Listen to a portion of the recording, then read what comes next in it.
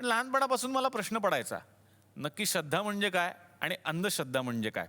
म्हणून मी एकदा माझ्या बाबांना विचारलं, श्रद्धा आणि अंधश्रद्धेतला फरक काय. त्यांनी मला इतक्या छान शब्दात सांगितलं, समजा वर्षभर जर तू अभ्यास केलास आणि परीक्षेला जाताना जर देवाच्या पाया पडलास तर ती झाली श्रद्धा, आणि संपूर्ण वर्षभर अभ्यास न करता परीक्षेला जाताना फक्त देवाच्या पाया पडलास तर ती झाली अंधश्रद्धा. मला वाटतं मंडळी, श्रद्धा आणि अंधश्रद्धा यांच्यामध्ये खूप अस्पष्ट अशी रेषा आहे. ती जर आपल्याला कळाली तर आपलं आयुष्य धन्य होईल.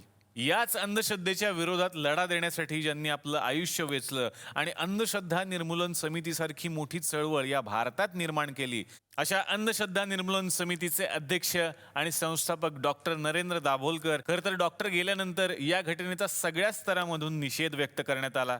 प्रत्येकानं वेगवेगळ्या पद्धतीनं या घटनेचा विरोध केला. पण अंधश्रद्धा निर्मूलन समितीच्याच काही कार्यकर्त्यांनी एक वेगळा मार्ग निवडला आहे, तो म्हणजेच रिंगण नाट्य. तर मंडळी, आजच्या या भागात आपण हेच जाणून घेणार आहोत की काय आहे हे रिंगण नाट्य, आणि त्यासाठीच या मंचावरती मी अतिशय सन्मानपूर्वक आमंत्रित करणार आहे डॉक्टर नरेंद्र दाभोलकर यांचं कार्य आज जोमानं पुढे चालवणारे त्यांचे चिरंजीव हमीद दाभोलकर आणि त्यांच्या सुपुत्री मुक्ता दाभोलकर यांना.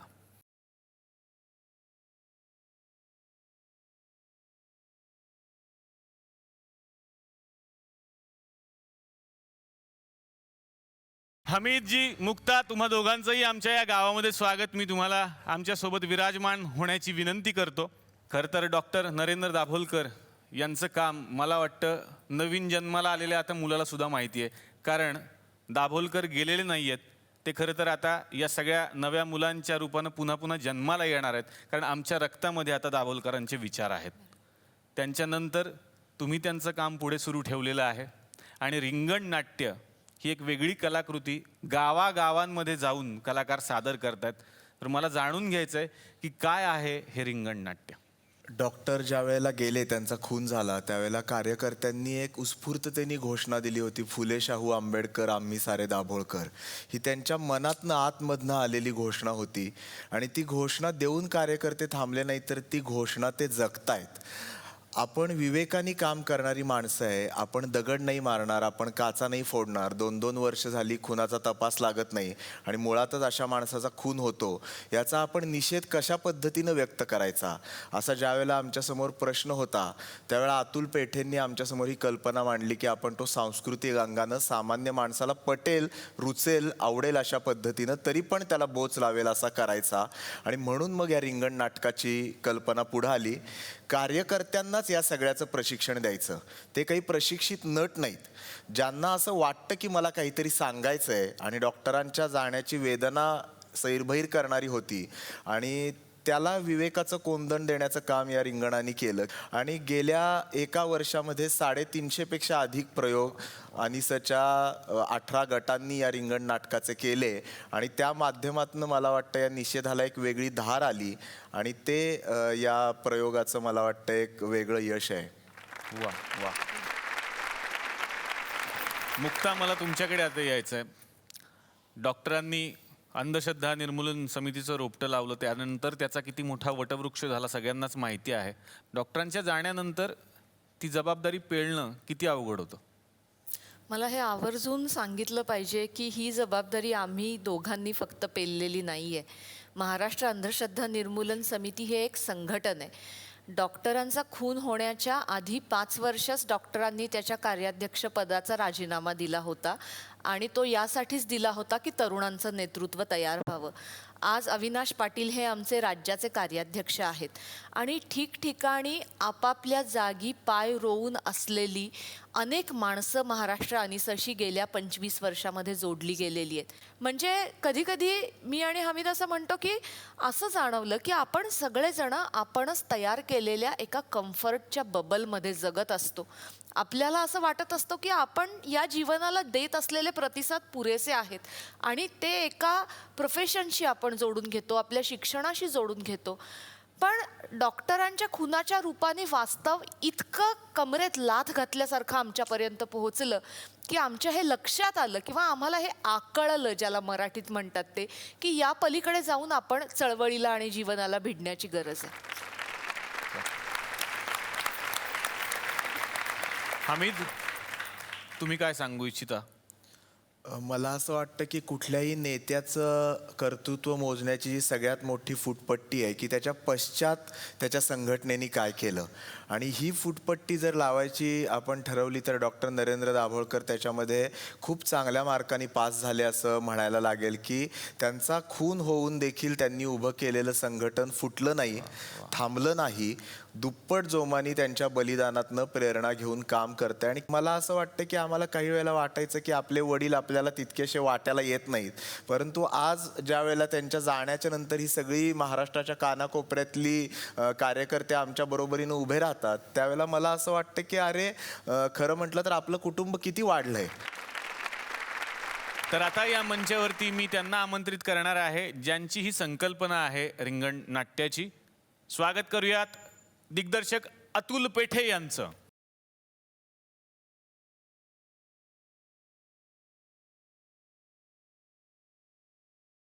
अतुलजी, मला तुम्हाला विचारायचं, ही संपूर्ण संकल्पना तुमची आहे, मग हे कधी सुचलं की अशा पद्धतीचा एक नाट्यप्रयोग आपण गावागावात करूयात? 2 प्रकारचे निषेध असू शकतात, एक विध्वंसक आणि एक विधायक. तर विध्वंसक याच्यामध्ये तुम्ही दगड मारू शकता, लाठ्या मारू शकता, फोडू शकता, पण तो आम्हाला करायचा नाही. आम्हाला विधायक निषेध करायचा आहे. एका बाजूला आपण म्हणू की कन्स्ट्रक्टिव्ह आणि डिस्ट्रक्टिव्ह.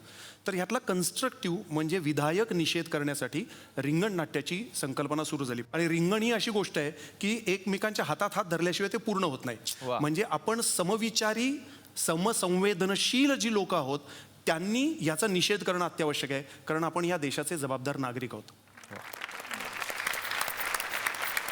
कसे सर, गावागावात जाऊन सरांनी खूप भोंदूबाबांना नाकीनं आणलं हे आम्ही ऐकलेलं आहे आणि तुम्ही सुद्धा ते काम करताय. आणि त्यामुळेच हे सगळे बाबा जे लोक आहेत त्यांना आता असं झालं की कुठे जायचं आणि कुठे लपायचं. तर आमच्या या थुकरटवाडीमध्ये म्हणे कोणीतरी हुडी बाबा घुसलेले आहेत. आता बघूयात नक्की ते कोण आहेत आणि गावकऱ्यांवर त्यांचा काय प्रभाव आहे.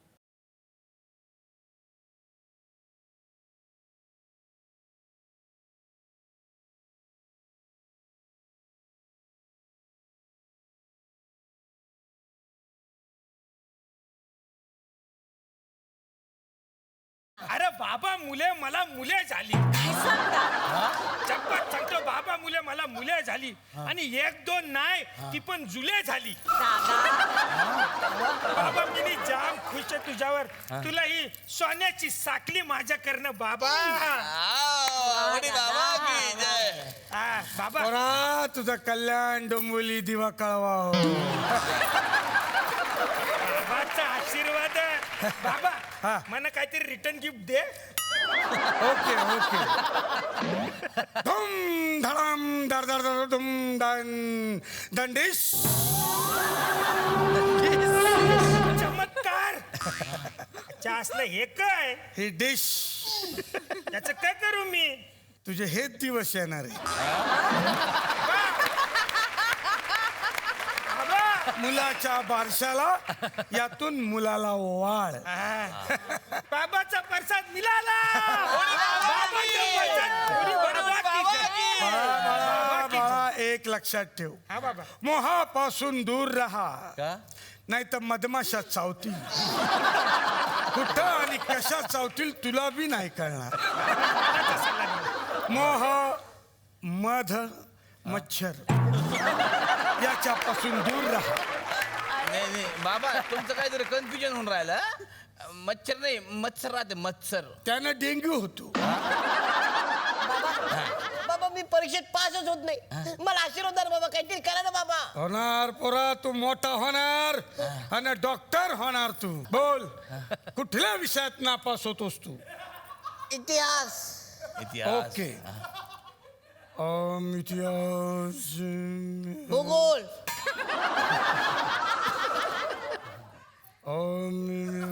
भूगोल, गणित.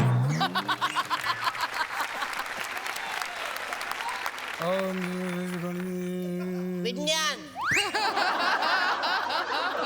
मी काय म्हणतो, याला म्हशी चारायला का ठेवतली तू? काय काम असेल? बघितलं बाबा बाबा मला काहीतरी द्या ना बाबा, दुसरा काहीतरी आशीर्वाद द्या ना बाबा, काहीतरी द्या ना बाबा. द्या असं काय बाबा करू द्या. आता बाबा? काय करू शकतो? पोटी जन्माला आला विहिरीत तरी टाकता येईल याला. द्या. हे घे हा. हे उजव्या खांद्याला बांध, अर्धे विषय सुटतील. नंतर डाव्या खांद्याला बांध, राहिलेले विषय सुटतील. हे दोन्ही नाही झालं तर गळ्याला बांध, आम्ही सुटू. उडी बाबा की जय! उडी बाबा की जय! उडी बाबा की जय! अरे बाबा स्वतः हवेत उडतो, स्वतः उडतो असा हवेत. बाबा बाबा काही करा आणि हा तुमचा नवा आयटम दाखवाच आम्हाला. अरे केवढ्या मोठ्या माणसाला काय बोलतो तू? केवढा मोठा माणूस आहे तो. अरे हा माणूस आग खातो. हे काय बोलतो? आग सॉरी बाबा सॉरी सॉरी सॉरी बाबा सॉरी सॉरी. उडी बाबा की अरे बघा केवढा मोठा माणूस आहे. ओ, अरे बाबा सॉरी इथे बाबा. जाळ. उडी बाबा उडी बाबा की जय! उडी बाबा की जय! अरे साधा माणूस नाही. बाबा की जय! उडी बाबा की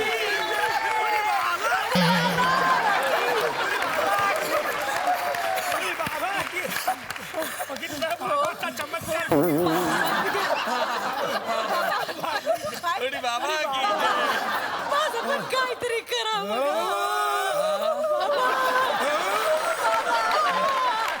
माझ्या सासूचं काय करू? कापून टाक. हा लिंबू कापून टाक. हे घे. द्या बाबा. हे टाक, हे टाक त्याच्यात. हे बाबा, उडी बाबा की जय, उडी बाबा की जय. उडी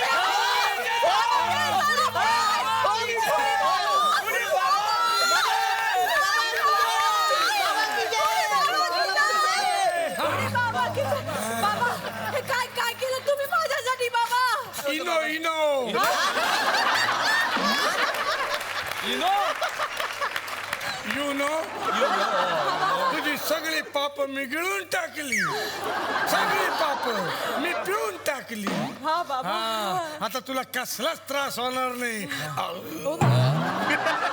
तुला ऍसिडिटी होती, नाही बाबा. मग मलाच असेल. अरे हा माणूस पैशांचा पाऊस पाडतो.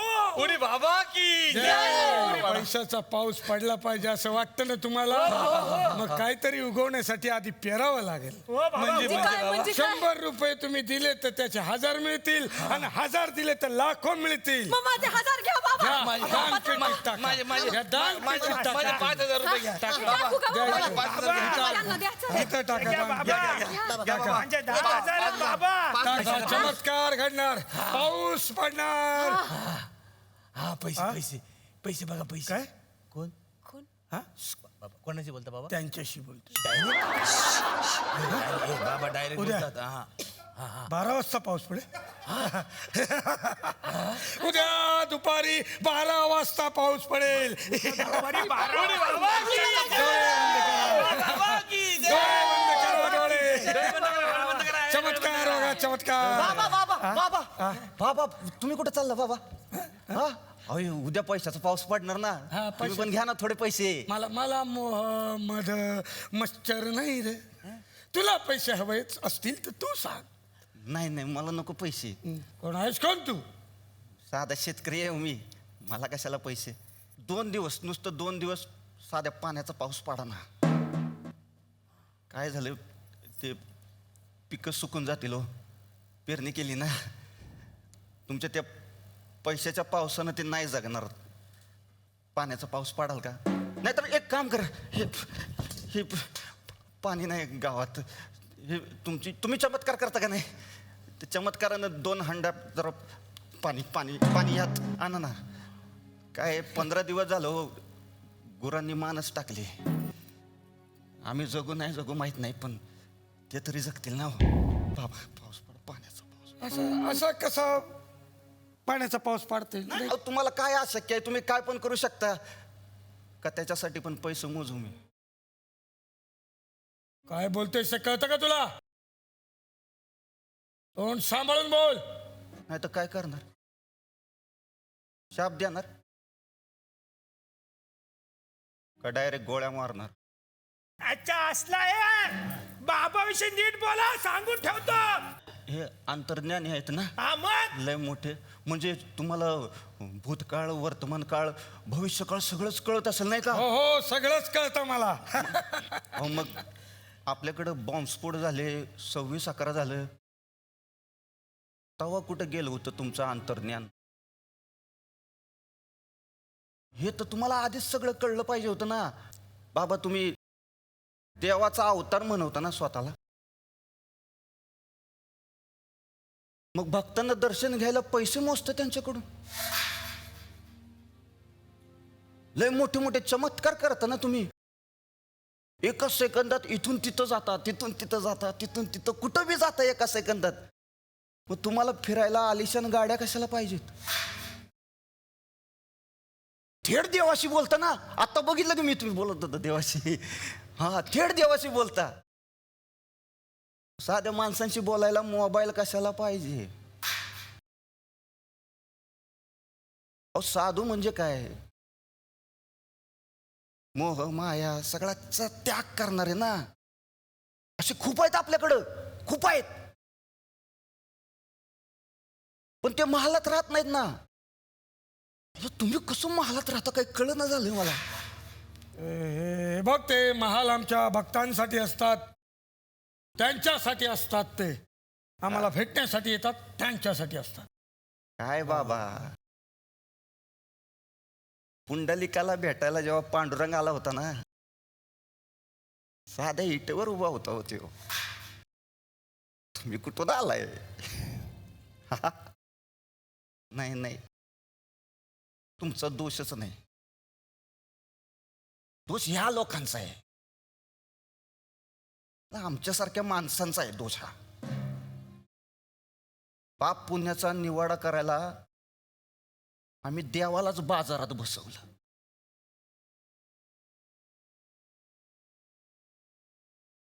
जो थेट देवावर प्रेम करतो ना, ती श्रद्धा.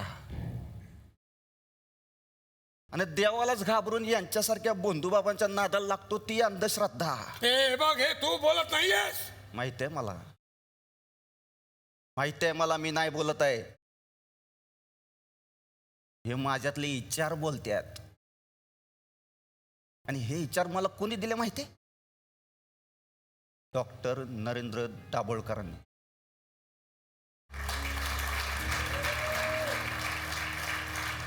अंधश्रद्धेवर मात करायला ज्यानं आपलं अख्खं आयुष्य वेचलं ना, त्यानं दिलेत मला.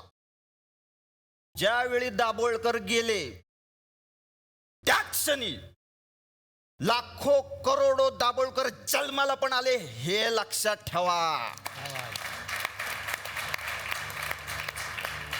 बाबा बाबा असला भोंदू बाबा आहे हा. बाबा चला. फालतू बाबा आहे हा. हा? अरे हे बघा, अरे याला मारा. तुम्हाला शाप- ए, ए, ऐका, चला, शाप- शाप चला. लागेल तुम्हाला. नाही, तुम्हाला चला शाप- चला ना बाबा, चला चला चला. कुठं कुठं चला? आता उडी बाबा नाही, मग? आता डायरेक्ट जेलात उडी बाबा. हा?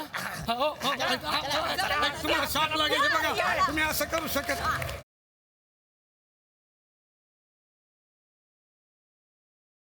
तर आमच्या गावात जे भोंदू बाबा आले होते त्यांचा पर्दाफाश कसा झाला ते आपण सगळ्यांनी बघितलं. तर तुम्हाला कसा वाटला हा act?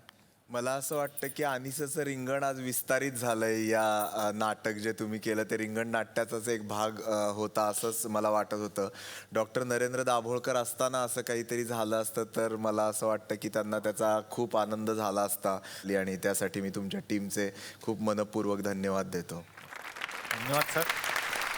मी असं ऐकलंय की जेव्हा बाबांनी ही सुरुवात केली होती अंधश्रद्धा निर्मूलन समितीची, तेव्हा अगदीच 2-3 कार्यकर्त्यांना घेऊन या संस्थेची स्थापना झाली होती. सातारा जिल्ह्यामधल्या बगाडाचा प्रसंग आहे. अजूनही देखील बगाड ते चालतं आणि त्या ठिकाणी माणसाला ह्याच्यावरती खिळ्यांनी बांधलेलं असतं आणि त्या बगाडावरती वरती काही 100 फूट वरती केलं जातं. त्या ठिकाणी केवळ 2-4 कार्यकर्त्यांच्या बरोबरीने डॉक्टर तिथे निदर्शनं करण्यासाठी गेलेले आणि काही 100 लोकांच्या समोर त्यांना या स्वरूपाचे संवाद अनेकदा करायला लागले. याच्यात काही वेळेला सुरुवातीच्या टप्प्यावर तर असे देखील प्रसंग आलेले आहेत की भूत दाखवण्यासाठी एक बाबा सांगलीमध्ये त्यांनी मैदानावरती मी भूत दाखवतो म्हणून प्रचंड गर्दी तयार झालेली 5-6 हजार लोक होती तिथे आणि स्वाभाविकही तो भूत दाखवू शकला नाही आणि त्याला आव्हान देण्यासाठी डॉक्टर दाभोलकर आणि अनिसचे कार्यकर्ते गेले होते. शेवटी त्या बाबाचा जीव वाचवून त्या अनिसच्या कार्यकर्त्यांनाच त्याला गाडीमध्ये घालून तिथनं बाहेर नेण्याची वेळ आली. असे अनेक प्रसंग त्या कालखंडामध्ये कार्यकर्त्यांच्या जीवाला धोका होऊ शकेल अशा स्वरूपाच्या देखील अनेक लढाया त्या कालखंडामध्ये डॉक्टरांनी आणि त्यांच्या सहकाऱ्यांनी लढल्या. जितू दादांना आत्तापर्यंत वेगवेगळ्या व्यक्तिरेखा रंगवलेल्या आहेत, पण एक तुझ्या मनाच्या जवळची व्यक्तिरेखा म्हणजे तुकारामांची. आणि अंधश्रद्धा आणि श्रद्धा या विषयावर तुकारामांनी पण खूप छान भाष्य केलं होतं. तर या सगळ्या चळवळीकडे तू कसा पाहतोस? मला सुरुवातीला नरेंद्र दाभोळकरांविषयी किंवा अंधश्रद्धा निर्मूलन समितीविषयी फार कमी माहिती होती. मी नरेंद्र दाभोळकरांच्या खुनानंतर मी एकदा आपल्या ऑफिसमध्ये आलो होतो आणि तिथे येऊन मी म्हटलं मी काय करू शकतो. तर मी मी स्वतः ती साधना करण्याआधी मी निदान याचा एक वर्गणीदार होऊ शकतो. मी या प्रकारे इथे एक पाऊल उचलू शकतो. त्यानंतर मी जसजसं त्याविषयी वाचू लागलो, जसजसं मी लोकांची मतं ऐकू लागलो आणि माझ्या मनातला देवाबद्दलचा जो विचार होता, अंधश्रद्धेबद्दलचा, म्हणजे देव मानू नका असं अंधश्रद्धा निर्मूलन समिती सांगत नाही. अंधश्रद्धा मानू नका, त्याच्यापासून दूर व्हा असं म्हटलं जातं. तो माझा विचार आणखी ठोस होत गेला. मी तुमचे झी मराठी या वाहिनीचे आणि त्याच्या सर्व सदस्यांचे आणि त्यांच्या संपूर्ण कार्यकारिणीचे मी आम्हा कलाकारांच्या वतीने आभार मानतो की या अशा मंचावर खरं तर हा आपला सन्मान आहे की रिंगण नाट्याबद्दल आपण सर्व दूरपर्यंत ही गोष्ट पोहोचवणं हा आपला सन्मान आहे, हा आपलं कार्य आहे. नरेंद्र दाभोळकर ही व्यक्ती नसून हा विचार होता. त्यामुळे तुम्ही जर एखाद्या व्यक्तीचा जीव घेतलास, तुम्ही जर त्याचा खून केलात, तर मला वाटतं की आणखी माणसं त्या विचाराने प्रेरित होऊन तो विचारच पुढे नेणार आहे. केला पोत जरी बळेची खाले, ज्वाळा तरीही वरती उफाळे. तुम्ही कितीही दाबण्याचा प्रयत्न केला तरी तो अंगार आहे, तो पेटून ती धग वर आल्याशिवाय राहणार नाही. गिरिजा, तुझ्याकडे यायचं आहे आता मला. तुझं मत मला जाणून घ्यायचं आहे श्रद्धा आणि अंधश्रद्धेविषयीचं. माझ्या मुलाचं जेव्हा नाव ठेवायचा विषय आला, काय नाव ठेवायचं, तेव्हा माझ्या नवऱ्याचं आणि माझं हेच बोलणं होतं की कुठलाही धर्म, कुठलाही विश्वास किंवा कुठलीही श्रद्धा प्रमोट करणारं नाव आपल्याला नको आहे. तर म्हणून आम्ही कबीर असं नाव निवडलं. ह्याचं कारण असं आहे की त्यांच्या धर्माबद्दल अजून कोणालाही माहिती नाही आहे. खूप सुंदर विचार आहेत त्या माणसाचे, जे कुठेही लिहून ठेवलेले नाही आहेत, ते इंटरप्रिटेशनला मोकळे आहेत. नाव ठेवताना आपल्याला असं वाटतं ना की ह्या माणसाने त्याच्यासारखं व्हावं किंवा या नावासारखं काहीतरी त्यात यावं गुण. ह्या 3 कारणांसाठी मी कबीरचं नाव कबीर ठेवलं आहे. कारण पुढे त्याचा कशावर विश्वास असेल, तो कसा होईल मला नाही माहीत. अर्थात ह्याला थोडासा विरोध झाला काही लोकांनी, अरे मग ते नाव असं आहे, मग ते तसं आहे. पण ते ठीक आहे, म्हणजे इतकं तर मी करूच शकते. अगदी माझ्या मुलाचं नाव ठेवताना सुद्धा मी माझ्या मुलाचं नाव जहांगीर मांडलेकर असं नाव आहे माझ्या मुलाचं. मला अनेक लोकांनी विचारलं, रे हे नाव लोकांना कन्फ्युजन होईल कसं काय. म्हटलं मला हे नाव आवडतं, त्याचा अर्थ खूप छान आहे, त्याचा साऊंड खूप छान आहे आणि माझ्या मुलाला नाही प्रश्न पडणार अरे माझं असं का नाव ठेवलंय, त्याला त्याच्या नावाचा अभिमान वाटेल, याची जबाबदारी माझी. कलाकार म्हणून कधी कधी आपल्याला काही ठिकाणी ना मग एखादं देऊळ असेल किंवा एखादं प्रसिद्ध संस्थान असेल, VIP रोममधनं पटकन एंट्री मिळते. मला एका पॉइंटला भयंकर संताप यायला लागला. VIP रोममधनं मी आत गेले, मला तितकं बरं नाही वाटणार आहे मूर्तीसमोर नमस्कार केल्यामुळे, पण ज्या माणसांना 36 तास लाईनीत उभं राहून खरंच एक क्षण त्याला पाहून चांगलं वाटणार आहे ना, त्यांना जाऊ दे ना, मला नका आग्रह करू. माझा इतका साधा मुद्दा आहे. तर ज्या रिंगण नाट्याचा आपण उल्लेख करतोय. आता या मंचावरती आपण पाहणार आहोत याच रिंगण नाट्यातला एक प्रसंग.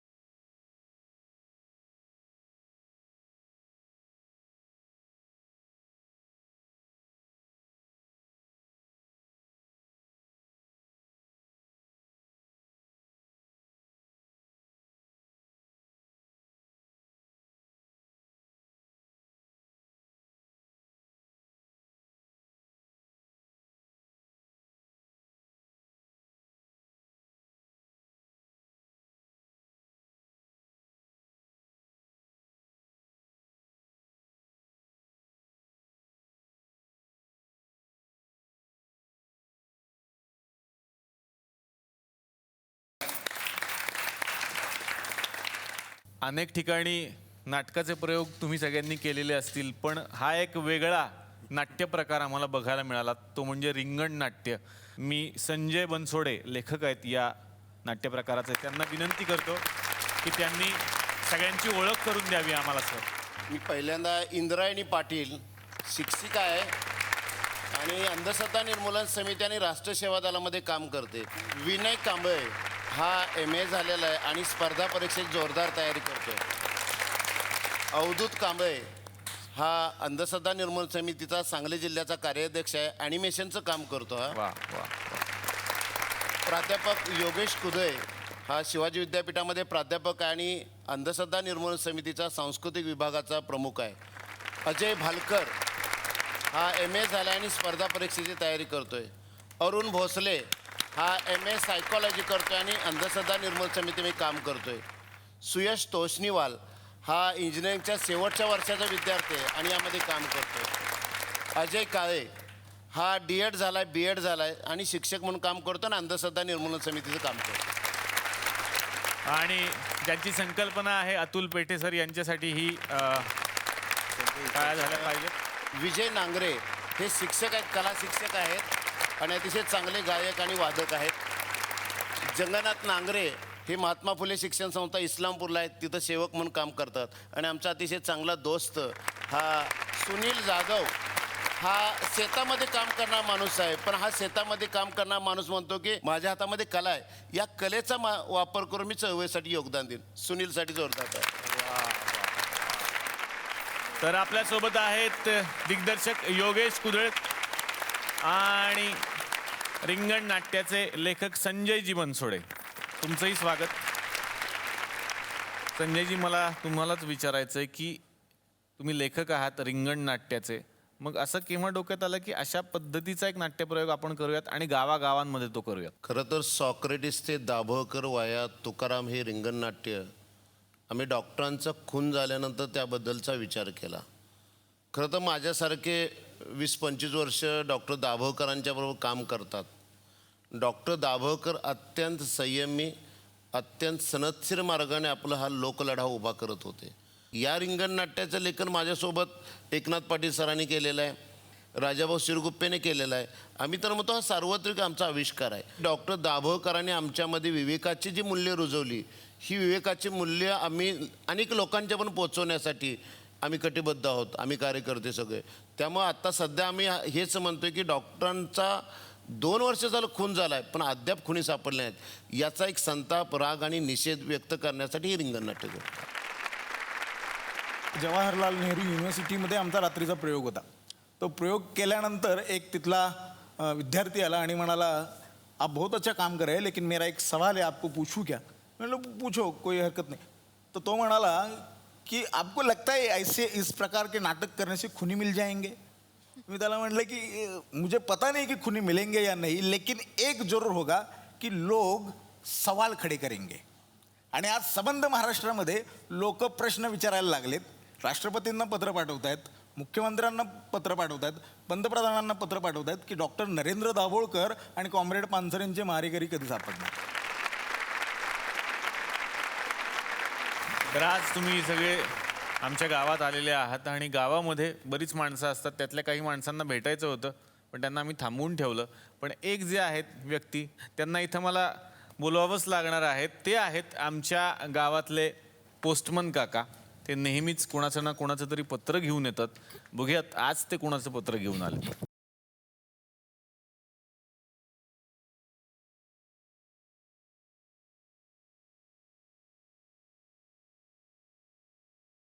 नमस्कार साबळे, कसे आहात साबळे? मस्त, बसा. धन्यवाद. हे पत्र आलंय तुमच्या सगळ्यांसाठी, ते वाचून दाखवतो. प्रिय हमीद, मुक्ता आणि माझे सगळे अंधश्रद्धा निर्मूलन समितीचे कार्यकर्ते, कसे आहात सगळे? आणि काम कसं सुरू आहे अनिसचं? खूप काम बाकी आहे अजून, आणि ते आता तुम्हालाच करायचं आहे. माझा लढा देवळातल्या देवाविरुद्ध नाही, तर माणसातल्या अंधश्रद्धा राक्षसाविरुद्ध आहे. हे आता तरी कळलंय का रे लोकांना? संत तुकाराम आपल्या एक अभंगात म्हणाले होते, एक बीजा केला नास मग भोगिले कणीस. धान्याचं कणीस निर्माण करण्यासाठी आधी एका बीजाला स्वतःला जमिनीत गाडून घ्यावं लागतं रे. हेच शिकलो ना आपण. तुमच्या माझ्या लढ्याला यश येणार, नक्की येणार. फक्त निराश होऊ नका, लढत राहा फक्त. गाडगेबाबांनी एक गोष्ट तुम्हाला सांगतो. एका गावात एक भोंदू बाबा होता. आपलं वय 500 वर्षांपेक्षा जास्त सांगायचा तो.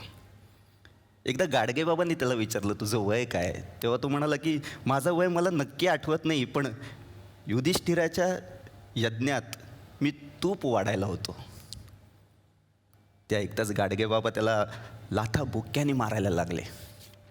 कुणालाच कळेना ते का मारतायत त्याला. लोकांनी गाडगेबाबांना विचारलं, तुम्ही का मारता याला? त्यावर गाडगेबाबा म्हणाले, हा युधिष्ठिराच्या यज्ञात पंक्तीत तूप वाढायला होता आणि मी तिथे जेवायला होतो. हा नालायक मला तूप वाढायचं विसरूनच गेला. त्यावर सगळे हसले. आपल्याला गाडगेबाबांच्या पद्धतीनं लोकांना समजावता आलं पाहिजे. लोकांना एक कळलं पाहिजे, ज्याचा स्वतःवर विश्वास असतो तो आस्तिक, आणि ज्याचा स्वतःवर विश्वास नसतो तो नास्तिक. एवढंच सत्य आहे. हमीद, मुक्ता, खूप आठवण येते तुमची. खरं तर आयुष्यात आत्ता कुठे जरा निवांत वेळ मिळालाय म्हणून कदाचित जास्त येत असेल. तुम्हाला जास्त वेळ देता नाही आला मला, पण आज तुम्ही दोघं माझ्या अनिशच्या लेकरांसोबत ज्या धडाडीनं काम करताय ते बघून अभिमान वाटतो. हमीद, मुक्ता, नेहमी सगळ्यांना सांगत राहा, प्रार्थनेसाठी जोडलेल्या 2 हातांपेक्षा मदतीसाठी पुढे केलेला 1 हात जास्त महत्त्वाचा आहे. माझी एकच विनंती आहे तुम्हा सगळ्यांना, माझ्या मारेकऱ्यांना शोधण्याचा प्रयत्न करू नका. ते ज्यांचं काम आहे ते करतीलच. त्या भेकड पळपुट्या लोकांचा विचार करण्यापेक्षा आणखी 100 दाभोळकर शोधा, ते जास्त महत्त्वाचं आहे. ते जास्त महत्त्वाचं आहे.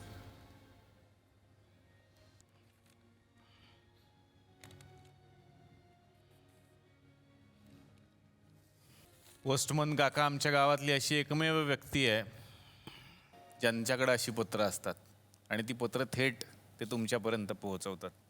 मला वाटतं या पत्राचं उत्तर पण मला तुमच्याकडून ऐकायला आवडेल. बाबा, फक्त मी आणि हमीद नाही तर महाराष्ट्र अंधश्रद्धा निर्मूलन समितीच्या सर्व कार्यकर्त्यांच्या वतीनं हे उत्तर तुम्हाला हे तुम्हाला माहिती आहे. तुम्ही आमचे जैविक वडील असाल तर या सर्वांचे तुम्ही सामाजिक वडील आहात. आणि तुमची मुलं असण्याचा वारसा यापैकी प्रत्येकजण स्वतःच्या सर्व क्षमतांनिशी पुढे नेत आहे. जशी आम्ही सगळी ज्योतिराव फुल्यांची आणि सावित्रीमाईची लेकरं आहोत, तशीच यापुढे महाराष्ट्रात जन्मणारी आणि विचार करू इच्छिणारी प्रत्येक व्यक्ती हे तुमचं लेकरू असणार आहे. तुमच्यापासून ऊर्जा घेऊन काम करण्याची प्रेरणा बाळगणारं असणार आहे. तुमची आठवण म्हणजे डोळ्यात पाणी आणणं नाही, तर तुमची आठवण म्हणजे तुमच्या विचारावरती चाललेलं पाऊल असणार आहे. ही ग्वाही आमच्या सर्वांच्या वतीनं तुम्हाला देते. थांबते. पुन्हा एकदा या मंचाद्वारे झी मराठी आणि SL विजन यांच्याद्वारे आपल्या सगळ्यांचे मनपूर्वक आभार. आपण या मंचावरती आलात, आज आमच्या या मंचाची शान वाढली. आमचा मंच आज खूप मोठा झाला असं मला वाटतंय. पुन्हा एकदा सगळ्या पुढच्या कार्याला आणि या रिंगण नाट्याला मनापासून शुभेच्छा. धन्यवाद आपण इथे आलात. Thank you so much. तर मंडळी, भेटूयात अशाच एका नवीन विषयासह पुढच्या भागात. बघायला विसरू नका. चला हवा येऊ द्या.